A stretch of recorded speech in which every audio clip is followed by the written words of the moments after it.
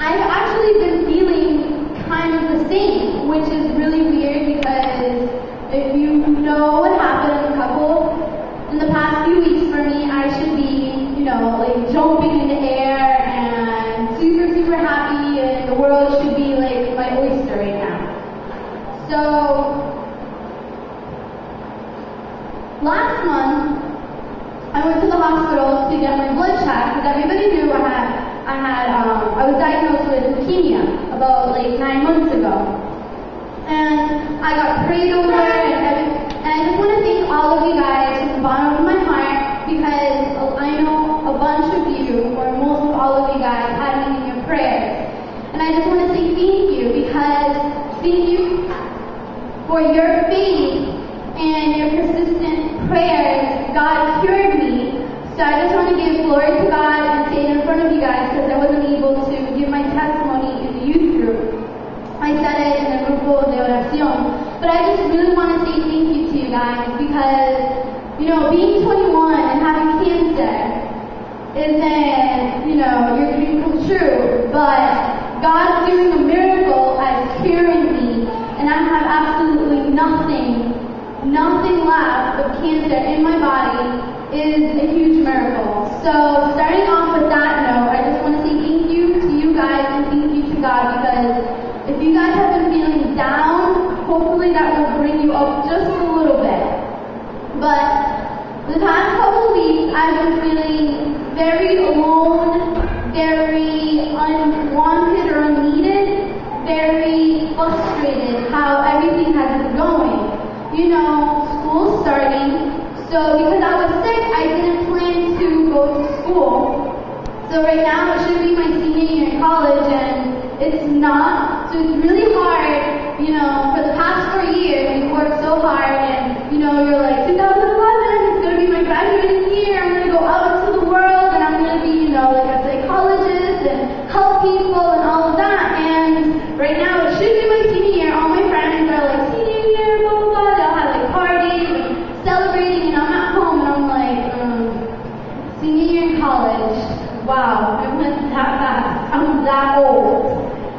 But I'm not in college, so that's a bummer, because it was my plan not to be in college because, I was sick.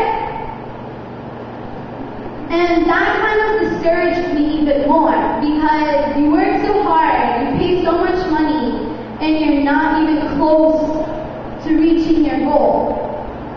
So that was one of the things that was like another hefty bag that I was carrying. And then this month, yesterday, was my aunt's birthday, who passed away from cancer. So that was really bittersweet, because I was like, wow, my aunt just died like 5-6 months ago from something that I just had. And that just made me think, I'm like, God, why did you cure me? Why didn't you cure my aunt, who had a family, who had a career, there's people who miss her a lot. And in September 13th is the anniversary of my other aunt who died from cancer, which is going to be like 7 years. 6 or 7 years. And again, I was like, God, I feel so guilty because, I don't have a job, I'm not in school, and I don't have kids. Like, why did you choose me? Why me? Why did you want to cure me? Why didn't you cure them? Because they have kids who miss them. They have husbands who miss them every day. They had a life. They were like 40-something, 50-something. They have lived on this earth for so long. They were doing so much. My aunt was a journalist and a teacher and a professor in college, and I'm like, she could be inspiring so many other students. But why did you choose me? Why me? Why am I so special? And I don't know if you guys maybe are feeling the same way. You're like, why am I still alive?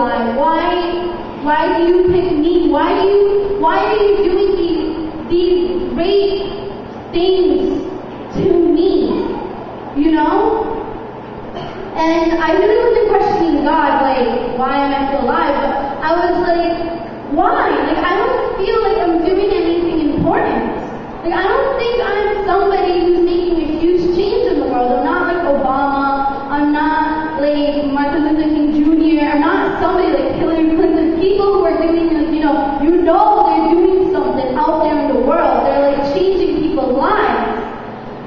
And I just broke down and I started crying and I went into like this like week-long depression. I was like in bed, I didn't even change out of my pajamas for like a week. I was just like drowning in my sorrow. And I was like, why? And my boyfriend would come and he's like, let's go. I'm like, no.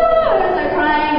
My mom's like, change. I'm like, no. And I would just start crying. Like everything made me cry. And I'm usually not a cry. Like I cry, I guess. But your normal amount. But I'm not that person who just breaks down and cries all the time. Not even in the hardest moments of my life have I like just thrown myself down. But for some reason, I was just feeling so guilty, so unneeded in this world. So I opened the Bible, and God gave me a word. And in Mark 3:13 through 15, and I'm going to read it to you.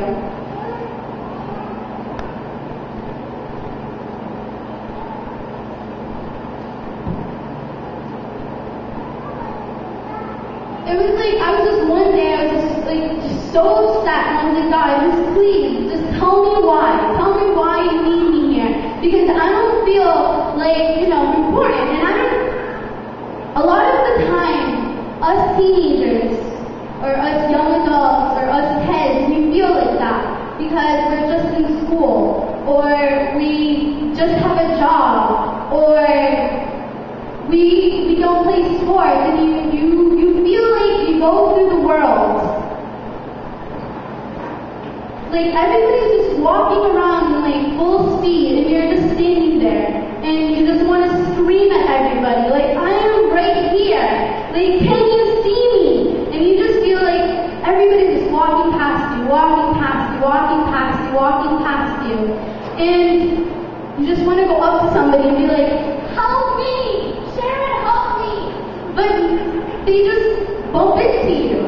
And you cry because you need to tell them, but you don't feel like it's that important, or you feel like, well, they're just going to think I'm like over dramatic. But this is how our society makes us feel, especially in this world about looks and what clothes we wear and who we talk to, who our friends are, and what movies we go watch, and if we do go out, or it's just about our looks and stuff. And sometimes that gets to you. You want somebody to come up to you and just hug you and tell you everything's okay. Or just come up to you and be like, Karina, or Kiara. I'm thinking about Karina because she should be here. Kiara, like, your smile, just you smiling at me today. You don't understand, like, I just wanted somebody to smile at me. Or I go to Brian and he hugged me today, and I'm like, you're like, I just needed a hug, thank you. Sometimes you just feel like that. And that day, I just wanted somebody to come up and hug me and be like, I'm right here, tell me, talk to me. And God told me in Mark 3:13, it says, Jesus chose his 12 apostles. And I sat there, and I was like, I don't think I'm one of his 12 apostles. Like, I don't feel that important for him. But it says, then Jesus went up to the hill and called to himself the men he wanted.